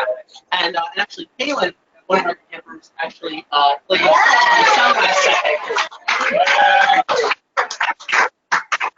set. So level 2 isn't really just about height. It's also an opportunity for us to create another feature of our experience. So another way for people to participate in our show. So imagine if we use those as light boxes, but for us, we prop them with like everyday things that people might use in an apartment to kind of create the scene of what's going on inside someone's residence. Are they brushing their teeth? Are they combing their hair? Are they reading a book? What are they doing in there? Or imagine, to go with the theme this year, imagine we propped it with alien body parts, and we took our frontage to a distant place in the multiverse. Really, so many opportunities that we can do there. And of course, we did not just want to stop at 2 stories. We had to think about a 3rd story. So in the center, above that marquee, this particular concept imagines an open viewing deck where you can watch the playa and enjoy the sunrise. It'll be really amazing up there. Are you using any of the towers from the center stage? The what? I was asking, do they use any of the towers in center stage? Don't know, but that's a cool idea. We should think about it. I don't know. I had to figure out the structural support of this. It'll probably be, I mean, just as an engineer, I'd probably say they'll use generalized scaffolding, like firehouse uses or anything like that. Stuff that's solid, modular. Firehouse is using pallet racks. Oh. See what they did? Or that's what they used, I think.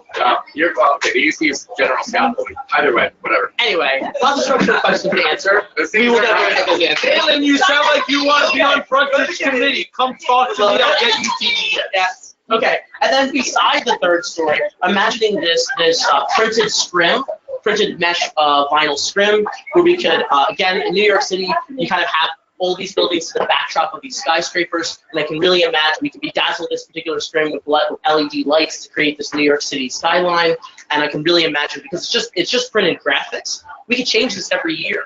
So if we think about this as something that only needs to last one particular year, you can really think very much thematically about the multiverse theme and say, what does the skyline from a multiverse look like?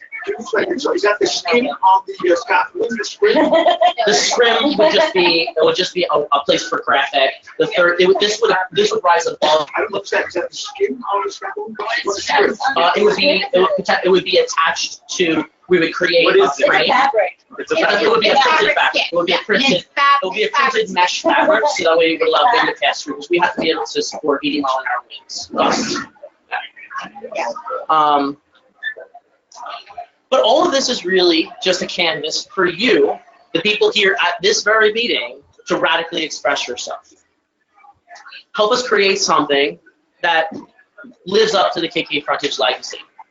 So, like I said before, the frontage it should be an art piece by itself. It really actually creates a canvas for us to inspire all the different creativity and art throughout the rest of the things we do here at the camp. So let me take this particular idea and just imagine how we might do something. So imagine we put a DJ on top of the marquee and hosted an epic dance party and sunset set. And imagine if that DJ actually was the DJ after the KK fashion show. And imagine that they were playing for that, and we took Sojin Saki's amazing windows and said, well, what if we actually took this amazing creativity people had and put it on the fashion show, put it on the runway, under the marquee, through the stage, and created this amazing experience.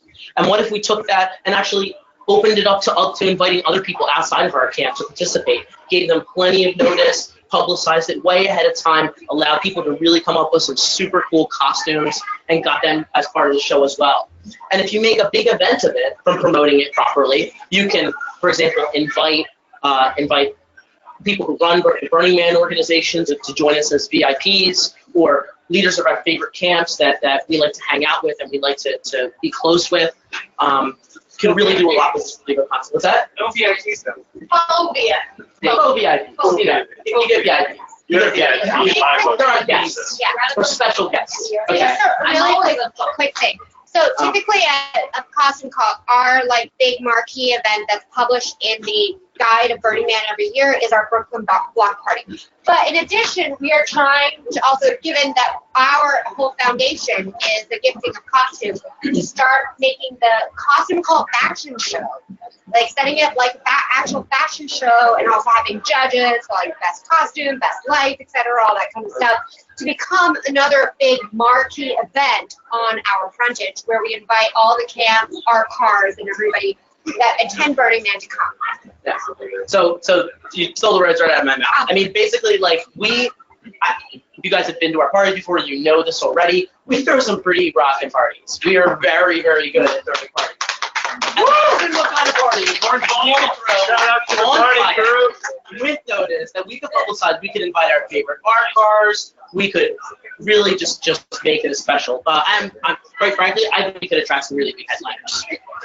So host it or DJ for it. So it would be cool to love. But what if we took the concept, the same exact stage, and did something so much simpler? What if you just put a microphone out there and the light out there, put it on, and just let the playa bring the art to you? Yes.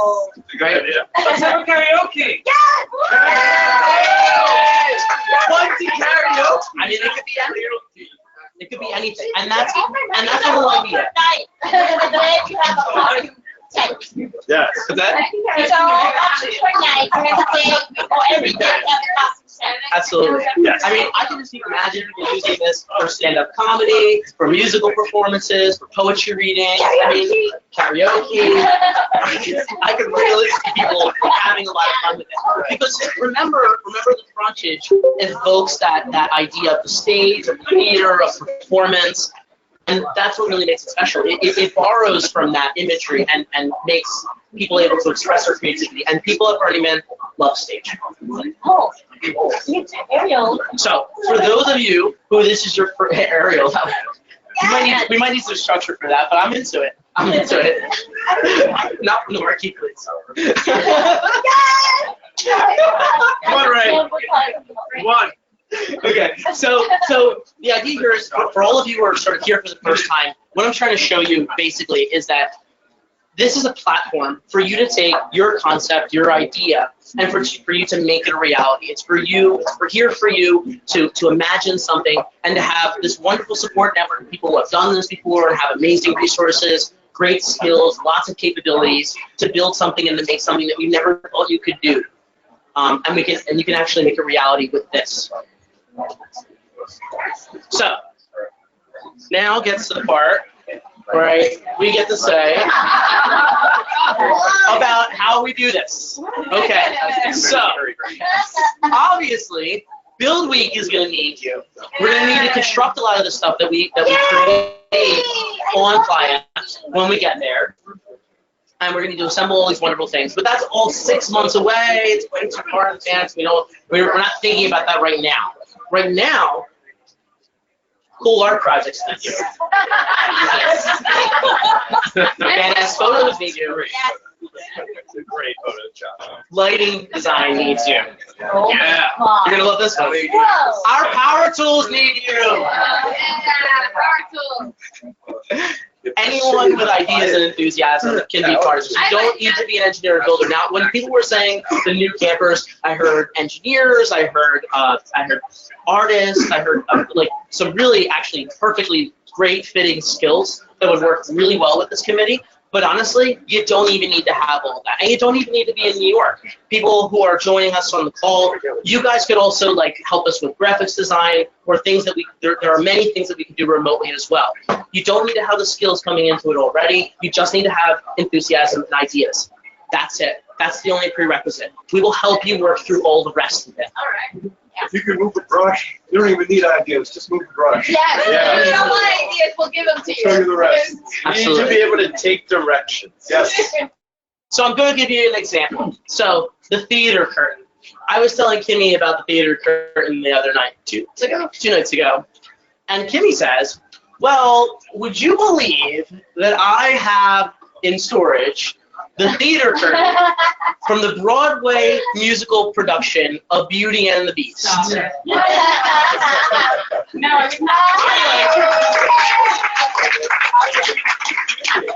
This is awesome. This idea is totally happening. We could totally use that. But then Kimmy adds, but there's one hitch. It's not red, it's blue. And I say, well, that's even better. What could be more costume than taking an idea and making it whimsical, making it counterculture? And that's what Burning Man teaches you. Burning Man teaches you to use what you have. Exactly. It's even better. Even better. Burning Man teaches you to use what you have on hand. It takes your creativity and it shapes it by things that you can use. Some of your favorite art cards that you'll see, like Football Mechanico is one of my favorite, Susan's favorite. It's made out of trash.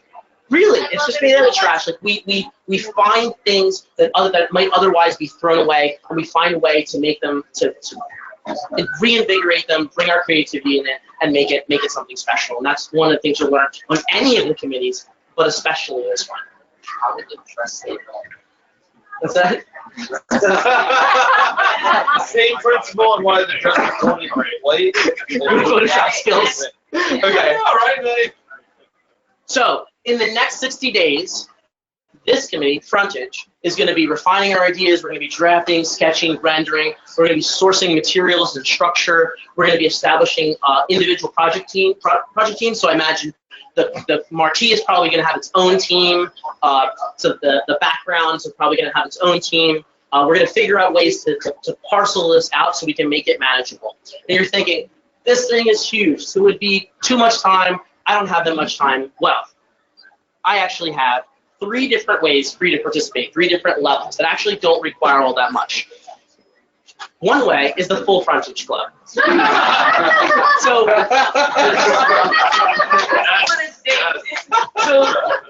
the full frontage club, I'm asking for starting at 2 days per month. So that's not necessarily 2 full days. It could be. You could go out to our facilities and help us build things. You could just be, well, it could be 2 different crafting days, something like that. We'll provide transportation. We would definitely provide transportation. It can also just be, spread out over a period of time. So maybe you're really interested in researching the historical significance of New York City. You want to pull some imagery for things. That could be like a micro project for you that you could use that time to take off. So it doesn't have to be all in 2 consecutive days. But if you're saying, well, listen, I'm already involved in a committee, or that's still too much, or I can't commit to that, I also have the Weekend Tease team. So the Weekend Tease team, I'm asking for a few days of your time. I'm going to send out some notices. I'm going to say, hey, we're doing this cool night where we're using in my bag here, where we're crafting the marquee out of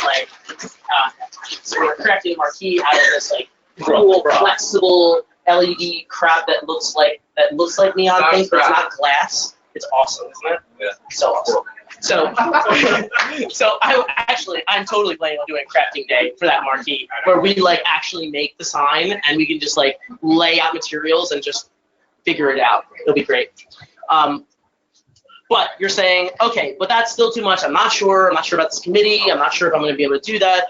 But this is really cool. I still want to participate.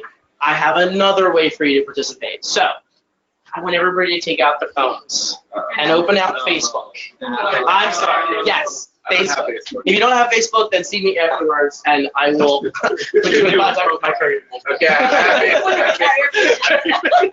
No, seriously, fine. Go to Facebook, but you do have to see me afterwards. We do use Facebook. Ray, go. Okay.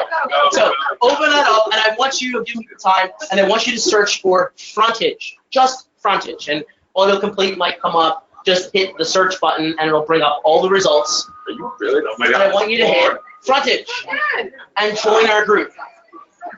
Okay. What we're gonna do on here is you're gonna follow. I'm gonna blog about what we're doing. We're gonna post different ideas that we have. We're gonna share inspiration, and it's just something that you can follow in your free time. Oh, you guys are getting. I would also like you to take our participation poll right now. So I've made my best possible pitch at this. So now, if you look on this news feed, you're going to see a little poll that's going to show those couple of different teams, and it's going to show a couple more options, like I'm not really sure, or I have questions. Please contact me. And I'd love to just get a count of where kind of you sit, so I know kind of who I may reach out to, or what your interest might be. People, DGS tickets. Yeah, if you want DGS tickets. Also, for those people who bought 2 extra tickets, that second ticket has to go somewhere. Guess where it's going? Okay, so the next to last thing I want you to do on here is I don't want to communicate with you too much or too little. So I want you to click the ellipses in the upper right-hand corner, the 3 dots, and I want you to see, normally the default setting for Facebook is that you're following, and then if you click on notifications, your head's in the way, Susan. Notification settings, you're normally getting in-app notification for highlights. You can either leave that the same or you can change it. But notice in-app notifications, you're already in Facebook, you're already distracted. Why should you just be distracted with something cool? Right? Yeah. You could get push notifications if you wanted, that's even cooler, but I won't make you. There's a limit. And then the last thing I want you to do, and the last part of this is I want you to inspire us. I want you to go on this group. You're walking down the city of New York City. You're walking down the streets. You see an awesome marquee that you're like, that would be a really cool idea for the marquee. Or you see a really cool whatever that inspires you. Put that on our Facebook group. What that's going to do is this is going to become our board. This is going to become the place that we look to as we're building everything for what inspired you. Because remember, Frontage isn't just for the Frontage Committee. It's the platform for all of you. to build your creativity. Okay, so share, like, comment, stay involved, keep informed of what we're doing, and that's Frontage 2020. Yeah.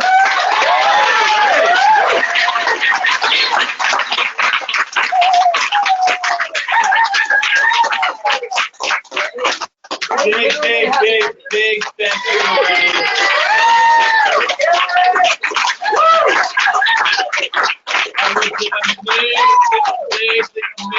Amazing Frontage presentation. Wow. And if we get 50% of that done, I'll be happy. Yeah!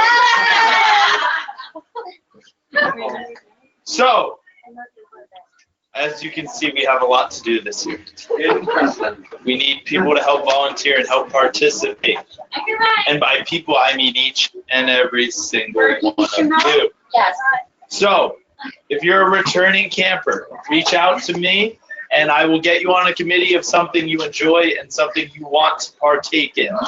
Okay? If you're a new camper and you don't know what the fuck to do, talk to me. Talk And I'll to get you her on a committee. or the acculturation committee, and they will talk to me, and we'll get you on a committee that is perfect for you as well.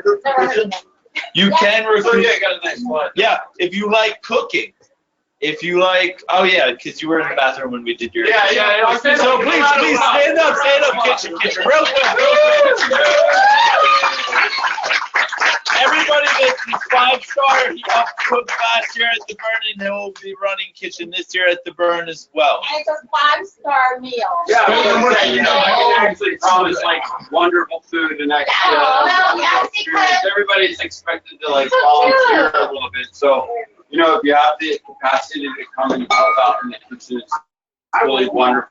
Like actually, it's a great experience, and I thought like this year, like last year my first burn, I think this year, kind of like helping out a little bit more and like getting kind of like demo classes and kind of maybe we could have some playa or kind of make it really fun and kind of enjoyable. So I know you guys have a lot of technical pieces here, but everybody's going to volunteer, and I hopefully you guys will hopefully volunteer in the kitchen, and it should be super fun, right? Yeah.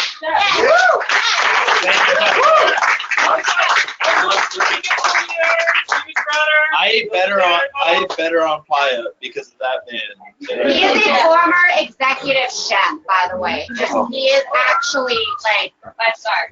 Literally 5 stars. He gets 5 stars on Yelp. We have a ton of other committees and a ton of other information, but we're gonna have to hold those until the next meeting. We're already past 2.5 hours. All right. So, for 5 minutes, and this is the last thing I'm going to talk to you about or give somebody the floor for. I have Gene Harrison to my left, who is going to talk to you about the upcoming parties and stuff. Yay! Gene? Hey everybody. I produce for Kostume. I'm an LED artist, and I'm going to be producing the next party, which is Hornball. First off, who's been to a Costume Cult party before? All right. And if you've been to Black and Light Ball or Hornball, you know how very awesome those parties are. They're going to be in April 11th and May 30th. I'm going to be. I'm looking for All right. How many of you are going to be, after all this, how many of you are camping with Costume Cult this year? Yay! All right. Very good. So I'm going to be, as we get closer to Hornball, one of the big things that we do is ask people to promote our parties. Our parties are what keep our cost sharing down. The bigger parties, the most badass parties we have, the more people come, the more money we make, and the less you pay in dues. So when I email all of your smiling faces and say, please promote our parties, please invite as many people as you can, think back to this moment right now where I'm saying you gotta do it and make it awesome, because that's how we fucking roll with our parties. Really great parties that everyone wants to go to.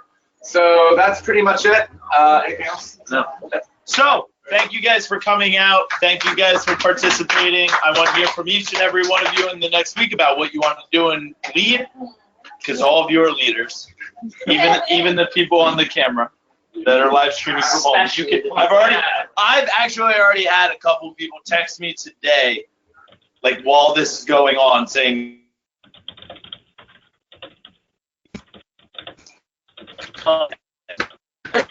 want to lead something. So please, please, please, please come. Hey Dave, just a quick word about Hornball. It's April 11th at the Mill House, which is an awesome space in Kiwanis. We had it there 2 years ago. It's big. We got a lot of dinosaurs and mushrooms donated by the Luminosity Festival, so expect a dinosaur and mushroom-related theme. Gene is producing. We are looking for decor teams and people who want to get involved early with making stuff. So talk to Tanya, Gene, or me if you want to be involved. Yep. All right, now.